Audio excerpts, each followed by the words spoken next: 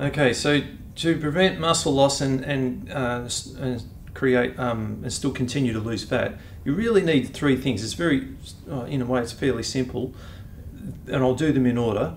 First thing you need to do is really start adding muscle from weight training. Now that means don't just do bodybuilding training, you really need to do good functional training, because you can add muscle in two ways. You can do it a bad way, you can do it a good way. If you do it a good way, you won't have any injuries and you'll be able to continually move forward and progress.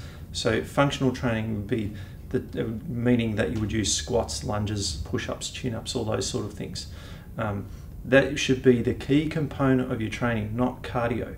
Right? Cardio might think like it's a good thing for losing fat, but it actually is losing muscle just as quickly as you're losing fat, and it's speeding up the process of losing it. So it's a real bad idea, a bad strategy.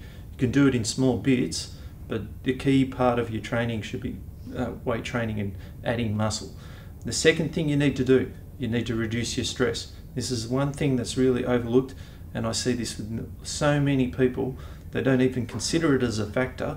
But understand this, that when you have too much stress in your life, it will sabotage your nutrition and your exercise programs. You might have the right exercise program or nutrition program, but because of the amount of stress in your life, it overrides anything that you're trying to do, because the hormones you release, they pretty much do the exact opposite of trying to build and repair things, which is what you're trying to do to add muscle and lose fat.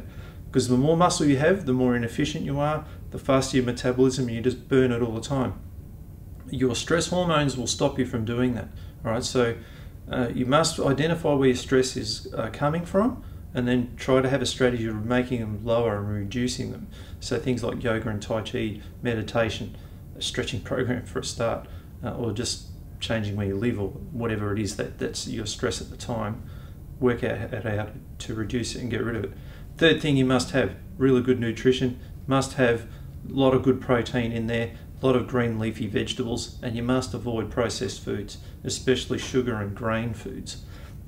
Grain foods are okay in small portions, but depending on how quickly you want to get to your goal, you really don't need it. You really would want to spend more of your time having good first-class protein foods, like seafood diets are awesome, and having lots of green leafy vegetables, because it helps you to reduce inflammation and stress that you may have from elsewhere.